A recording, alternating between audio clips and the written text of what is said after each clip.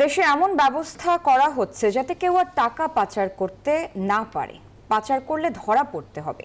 শনিবার সকালে রাজধানীতে এক অনুষ্ঠানে কথা জানিয়েছেন অর্থ উপদেষ্টা ডক্টর সালেউদ্দিন আহমেদ। বলেন, সরবরাহ ব্যবস্থায় ত্রুটি থাকায় মূল্যস্ফীতি নিয়ন্ত্রণ করা যাচ্ছে না। আর জাতীয় শ্বেতপত্র প্রণয়ন কমিটির প্রধান ডক্টর দেবপ্রিয় ভট্টাচার্য বলেছেন, লুটেরা শ্রেণীকে নিশ্চিহ্ন না করতে পারলে অর্থনীতিতে স্থিতিশীলতা ফেরানো যাবে না। রাজধানীর বাড্ডায় ব্র্যাক ইউনিভার্সিটিতে ব্র্যাক বিজনেস স্কুলের আয়োজনে financial and economic reforms in Bangladesh শীর্ষক এই সংলাপ। এতে যোগ দেন অন্তর্বর্তী সরকারের অর্থ উপদেষ্টা সহ অর্থনীতিবিদ ও অংশীজনরা। বক্তারা বলেন, গেল 15 বছর শুধুই উন্নয়নের বয়ান শোনানো হয়েছে, উপস্থাপন করা হয়েছে প্রবৃদ্ধির ভুল তথ্য, আর্থিক প্রতিষ্ঠানগুলোও ধ্বংসের দ্বার প্রান্তে। Narrative of development will be known in the economic history of Bangladesh as the decade of the rise of the oligarchs.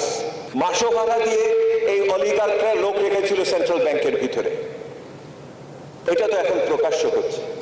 So আগামী দিনে যদি আমার রিফর্মস শুরু করতে হয়, we cannot ignore the oversight functions. আমাদের যাদের দেখভাল করার কথা তারাই যদি দেখভাল করতে না পারে, তাহলে আমি কিসের রিফর্ম করবো এটার ভিতরে? বাছাই করা আলু আর স্পাইসি সিজনিং এ প্রাণ পোটাটা চিপস নাকি বিস্কিট খেয়ে বোঝে নাও। এতে একমত অর্থ উপদেষ্টাও। বলেন, দেশে আর্থিক খাতে যে অনিয়ম ও দুর্নীতি হয়েছে তার নজির আর কোথাও নেই। তবে এ থেকে ঘুরে দাঁড়ানোর কাজ করছে এই সরকার।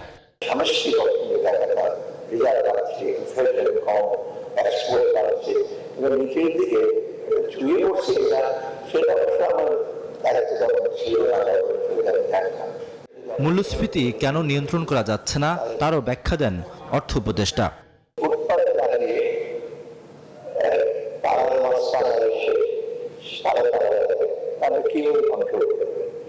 আর্থিক খাত সংস্কার করে যে নতুন পথ সৃষ্টি করা হচ্ছে সে পথেই আগামী সরকারকে হাঁটতে হবে বলেও জানান অর্থ উপদেষ্টা।